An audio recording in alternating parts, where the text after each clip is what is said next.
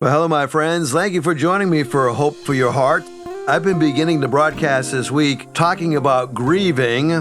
And one of the things I want to look at when we talk about the subject of grieving is the letting go aspect. And one of the steps that you take in the letting go process, some would encourage you to write a letting go letter. And it's a letter that is written and it's expressing your feelings and it's releasing these feelings. And it moves you along the recovery process, and it brings about healing. And some read the letter out loud by themselves or to a trusted friend. You can talk about one of the most special times that you ever experienced together. You can talk about what you miss, what you wish could have happened. You could talk about things that you would have liked to have done. You could have some of the difficult times that you're experiencing during this time of grief. So here is a sample letter of going through and writing a letter when you've experienced deep grief. Now, I think this is down the road a little bit for the grieving process. This is not something you're going to probably do in the first couple weeks, but when you get down the road a few months, you might want to sit down and write a letter. And here is an example of this letter. You're writing to the person that you are grieving over. So you begin by saying, "This is a strange letter. I never planned to write to you after your death, but your leaving has left a painful hole in my life. I don't like the empty, grieving feeling I have inside. I miss you. I miss it all. Your voice, your presence, your laughter, your rising eyebrows, your stubbornness. You know what else I miss? Your dreaming out loud. I miss our dreams and the future we won't have here together. I feel cheated. That was not the time for you to die. Or it wasn't the time I thought you should have. I've cried buckets of tears over you. I've cried for you and cried for me, and I've gone through this time of prayer with God and with everyone else. I've wanted you to come to be with me, and I wish I could come to you. I don't like being alone. Oh, I know there are others around, but they aren't you. It's been months. I've stabilized now. I'm learning to rest in the hope that someday, some way, we will see each other again. I'm taking a big step now. I'm not taking baby steps to go on with my life. I feel strange saying this to you, but you went away. You were taken from me, but I have been holding on to you. Now, I'm letting go to live life again. I have our history together, memories together, and a rich life because of you. Thank you. I'm letting you go because I will never leave you. I will have to let you go many more times. I know that. I miss you. I love you. You are never forgotten." Perhaps you've been in your grief for a long while. There are two questions that will need to be addressed at some time or another. They're different. They're even strange. Have you committed yourself to a certain amount of time to grieve? Some do unintentionally and some do intentionally. You may have heard that it takes 2 years to grieve if it's a natural death, 3 for an accidental. Don't let any of these suggested time frames dictate your recovery. Don't set a time frame unless it's all the time you need. Keep it open-ended. Have you given yourself permission to stop grieving at a given point in time in the future? Think about it. Each person in grief will need to give themselves permission to grieve and permission to stop grieving. Throughout grief, you will say goodbye to the one you lost, and eventually you will say goodbye to your grief. Remember, life is a series of hellos, goodbyes, and hellos. Most goodbyes carry a sense of sadness, a feeling of, I wish it wasn't so. Do you ever look forward to goodbyes or get used to saying the words? Probably not. Many lead to heartache. The word goodbye, originally God be with you or God go with you, was a recognition that God was a significant part of the going. Perhaps we have forgotten that along the journey, that we have forgotten to gain strength. Let's remember that the giver of life is there to protect and to console, especially when the goodbye is because of death. You see, a goodbye creates an empty place in you, which causes you to ask questions, which need to be answered and need to be asked. Why the suffering? What are my values? What do I believe? And how will this goodbye impact my life? How will it be different?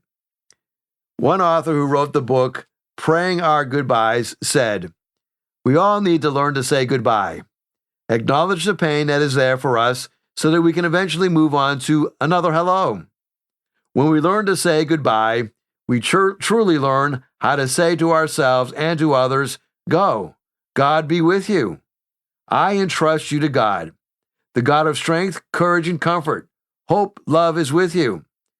The God who promises to wipe away all of our tears will hold you close and will fill your emptiness. Let God go and be free to move on. Do not keep yourself from another step in your homeward journey. May the blessings of our God be with you." You see, saying goodbye is one of the significant tasks of grieving. It begins with accepting the reality of your loss, working through your pain, adjusting to life without your loved one, withdrawing your emotional energy from this person and reinvesting it elsewhere. And finally, changing the relationship with your loved one from one of presence to one of memory. And saying goodbye is part of that concluding process. It's never easy to say goodbye. There's no doubt about that. Today, as we study God's Word, I want you to look at how you can profit from your problems and how you can even profit from going through times of grieving. In other words, I'm going to be looking at the subject of how we can steady up. And then you need wisdom to know how to steady up your life, and you need wisdom so that you can learn how to make up your mind when you get through the grieving process. But when I think about this wonderful gift of wisdom that God gives us, I want to look at 5 reasons why we need God's wisdom. And they're all from God's Word, so that's a good place to start. In Proverbs chapter 3, verse number 2, it says, "For length of days and years of life and peace they will add to your life." You see, you and I need wisdom so that we can enjoy a long life of peace. When you have the wisdom of God, you have some insight as to what is happening in our world. And as your days turn into years, you discover that God gives you peace each and every day for that journey. You need to have wisdom to navigate a long life. Number 2, you need wisdom to find favor with God and with man. In Proverbs chapter 3, verse number 4, it says, "So you will find favor and good success in the sight of God and man." And again, this is in the context of wisdom. If I have God's wisdom given to me, I'll discover that I'm in the favor of God, and God also puts me in the favor of man.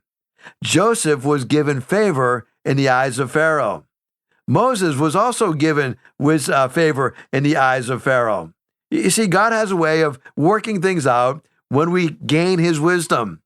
We not only have a wonderful relationship with him, but we learn how to navigate wisely our relationships with others.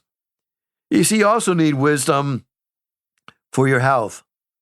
Proverbs chapter 3 says that God's wisdom brings healing to your flesh and refreshment to your bones. Now, there's something amazing about listening to the wisdom of God and learning from the wisdom of God. It affects us not only spiritually, but it affects our health. We are healthier, we are stronger when we listen to the wisdom of God. There's another reason that we need wisdom. And let me quickly review what we've covered so far. You need wisdom so that you can live a life of peace and you can live a long life. Number 2, you need wisdom so that you can have favor with God and with man. Number 3, you need to have wisdom for your health, both your physical health and your spiritual health. Number 4, you need wisdom in order to learn discipline. Proverbs chapter 3, verses 11 through 12, Solomon is encouraging his son. And he says, "Now listen, my son, do not despise the Lord's discipline. Don't be weary of his reproof. For the Lord reproves those that he loves, as a father disciplines the son in whom he delights in." The wisdom of God teaches us to live a disciplined life. A disciplined life is a holy life. You know, the world is run by disciplined people. Whether or not you agree with them, the world is run by those who have learned to be disciplined. God's discipline in our lives gives us his wisdom. And then lastly, you need wisdom so that you can make really good choices in life. You look at a person who is successful versus a person who is not successful. The successful person is one who is able to make really good choices. They've learned that life is too short to learn everything through experience. They've learned that it's better to learn through the experiences of others. For many years, God has given me an amazing ministry with men who are incarcerated, men who fight various forms of addiction, whether it be drugs or alcohol or even sexual addictions. I find it quite amazing that God gives me this platform that I can help these individuals make good choices, even though they spent years making bad choices. You see, when you walk with the Lord securely, your foot does not stumble. That is, when you walk with the wisdom of God, you walk with stability. James reminds us that if you're double-minded, you're going to be unstable in all of your ways. James also reminds us that if we are lacking wisdom, we should ask of God. And God gives it to us generously, and he gives it without finding fault. Now, as we look at the issue of gaining wisdom, there's some problems that we have. I would say that the first problem is that we are indecisive. The double-minded man is unstable in all of his ways. That King James Version would translate that double-minded as two-souled. Double-minded people are deceptive people. On one hand, they want to live like the world. On the other hand, they want to be a follower of Christ. You see, Jesus said this, all you need to do is simply say yes or no. Anything beyond that becomes from the devil, from the evil one. Either be hot or be cold. Don't be middle of the way, lukewarm. You see, when I think about indecision, it causes a lot of problems in our lives. Did you know that indecisive people have unstable emotions? They're up and they're down, they're happy and they're sad, they're aggressive and then they're passive. The person is angry and then feels entitled. The person struggles and then doesn't show up. The person has a lot of drama going in their lives. As we look at the unstable person who is unstable in all of their ways, they are a person who is unstable in their emotions. But there's another area that they're also unstable in, and that is in their relationships. Unstable relationships, jumping from friend to friend, spouse to spouse, new husband, new wife, always searching but never finding. You see, loyalty is not a word in the lifestyle of the double-minded. There's something wrong with your character if opportunity controls your loyalty. Proverbs 18:24 says, there are friends who destroy each other, but a real friend sticks closer than a brother. So we learned that indecision causes a lot of problems in our lives. If we're double-minded, we're unstable in our relationships. We're unstable in our emotions, but we're also unstable in our spiritual life. Have you met the person who is kind of hit and miss, making decisions and backing off? They're faithful at one moment and unfaithful the next. They're consistent one moment, and then they turn around and become very inconsistent. In Ephesians chapter 4, Paul talks about infants. He says we should no longer be infants. How does he define an infant? One who is tossed back and forth by the waves, blown in every different wind in every different direction, every different kind of teaching that comes down the pike.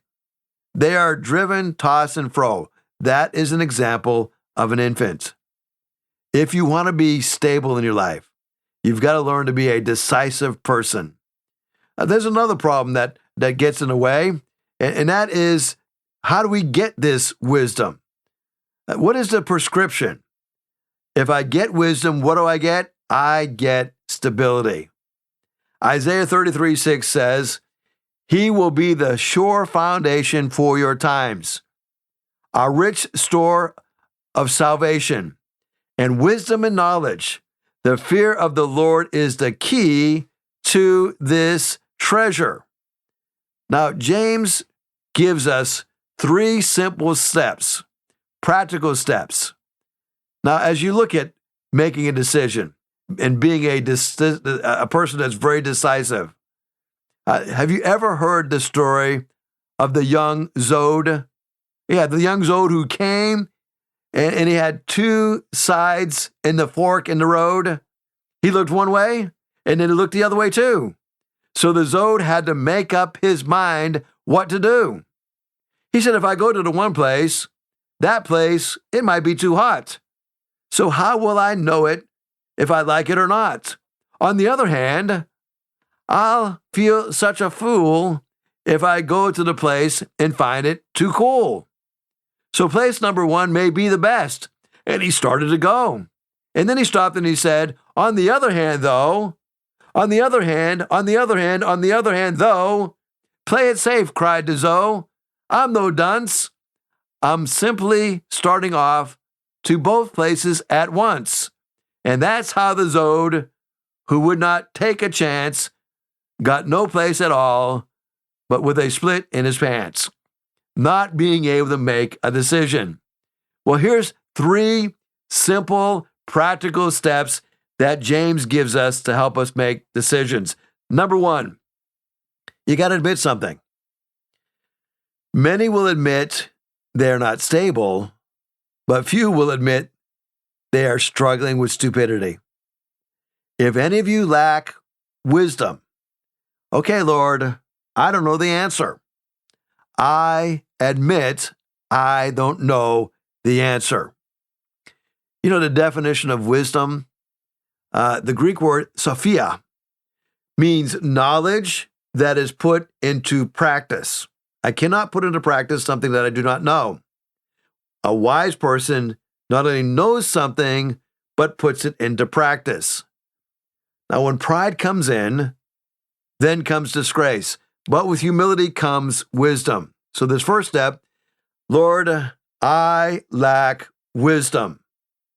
Now, Proverbs 28 tells us that if we conceal a matter, whoever conceals his transgression, you're not going to prosper. As long as I'm in denial, I will not prosper. I won't get direction. I won't get the stability that I'm looking for. But he who confesses and forsakes them will obtain mercy. Isn't that a wonderful promise that is given to us? We will obtain mercy. That's some great news tonight, isn't it? As we look at how we can take this first step and actually admit that we need wisdom. Step number 2. Okay, I've admitted I need wisdom. Number 2, I'm going to actually ask. Verse 5 says, he should ask God. It is the Lord that gives wisdom. Proverbs 22, verse number 6. God gives wisdom. From him comes knowledge and understanding. Now, James, in essence here, is slapping his readers across the face. Now, it's not a slap that you should take as an insult. It's not a physical slap. But he's basically saying to them, thank you. You need that. I needed that, right? The moment that sting begins to fade, right? That slap is intended to wake you up. Wake up the reader and provide a new and a fresh perspective. There's no coddling here. There's no niceties. Just good old-fashioned straight talk. In the opening verses of chapter number 1, James is a spiritual chiropractor, giving his readers that attitude adjustment that they need. He begins by adjusting our attitude about our trials. This is a slap in the face. It's a sharp rebuke. It's a rebuff, as if being criticized in front of your entire family. This is a slap in the face. And we thought it was quite the slap in the face. And you look at this, and here it is, that believers are coming against this slap in the face. And what is it? Number 1, you will encounter trials. Being a follower of Christ does not mean I am exempt from trials. These trials, number 2, will improve me. Will improve me as a person, verses 3 and 4. It gives that persistence that we need. If you encounter a trial, You don't know how to deal with it. Ask God for wisdom.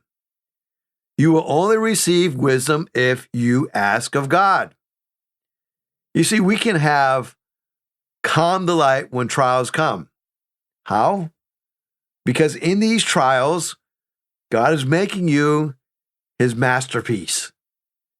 Have you ever heard that expression, my dreams were shattered? Have you ever wondered where God was when life became too much to bear? Have you ever thought that if you had more in life, you would get more out of life? Larry Crabb wrote a book, Shattered Dreams. And in this particular book, he shares these words. Satan's masterpiece is not the prostitute, not the Skid Row bum. It is the self-sufficient person who has made life comfortable, who is adjusting well to the world, truly likes living here, a person who dreams of no better place to live, who longs only to be a little bit better off than he already is. If Satan's masterpiece is self-sufficiency, God's masterpiece would be God-dependent people. When it comes to spiritual things, we are all bankrupt before the Father. People who have true joy are dependent upon God. They're not self-sufficient. They yearn for a better relationship with Him. Through difficult times, they find their joy in that relationship. Their joy is not found in the fulfillment of their dreams, but in the person of Christ. James teaches us that we can have this calm delight whenever we encounter trials. Now, that's a fresh perspective. Instead of mumbling about our trials, we can enjoy this calm delight, even in the face of hardship. But James is not quite finished yet. In verses 5 through 8, he admonishes his readers to be single-focused, single-minded, not double-minded. He calls us to have this wise perspective. When you lack wisdom, ask God. He gives to you generously, without reproach. It'll be given to him, but let him ask in faith, without doubting. For the one who doubts is like the surf of the sea, driven and tossed by the wind. For let not that man expect that he shall receive anything from the Lord. Why? Because he's double-minded. He is unstable. Solomon's name is synonymous with wisdom. He was the wisest man outside of Jesus who walked the face of the earth. Where did he get his wise, discerning heart? Well, we learn from 1 Kings where he got that discerning heart. It says that God gave Solomon wisdom and insight and a breadth of understanding because as a matter of fact, it was so big, it was measureless as the sand of the seashore. Why did God give him that wisdom? Because he asked for it. He asked for that wisdom. He didn't ask for wealth. He didn't ask for a whole lot of other things. He asked for God to give him wisdom, and God gave it to him. When you look at wisdom, step number 1 is admit you don't have it. Step number 2, ask God. Step number 3, anticipate it. Expect God to do it. But when he asks, he must believe and not doubt. Expect God to come through, and he will. He will come through every single time. Hebrews 11:6 reminds us that if we don't have faith, we can't please God. Because anyone who believes that God exists must believe that he rewards those who earnestly seek him. So expect God to throw open the portals of heaven and give you wisdom. Ask, and it shall be given to you. And God gives generously. You know how God gives? He gives continuously. Ongoing giving. Constantly giving. You think about breathing. You inhale, you exhale. Why? Because God constantly and continuously gives you breath. He gives generously. God is not a tightwad. He's not trying to give us as little as possible. He gives generously. And we learn that he gives without finding fault. He's not going to give you something and say, okay, now you owe me something. I have given you something. Now you owe me. No, that's not how he does it. He doesn't say, I'll give you this, but you better not mess up again. He knows that we're going to mess up again. He gives wisdom without finding fault. Well, thank you so much for joining me today. I hope these words have encouraged you from the book of James. And I want to invite you to come to our Christmas Eve service, December 24th, Christmas Eve at 3 o'clock and 5 o'clock. Love to have you come worship with us as we celebrate the whole aspect of Jesus coming and being born of a virgin. And we can't wait to share with you the joy of Christmas. Well, thank you so much for joining me today. God bless you. Have an amazing week. Hickory Ridge Community Church is located at 3320 Battlefield Boulevard South in Chesapeake, Virginia. Sunday service times are 9 a.m. and 10:30 a.m. We'd love for you to join us. For more information, go to hrcc7.org. And remember, no matter what you're going through, in Jesus Christ there is always hope for your heart.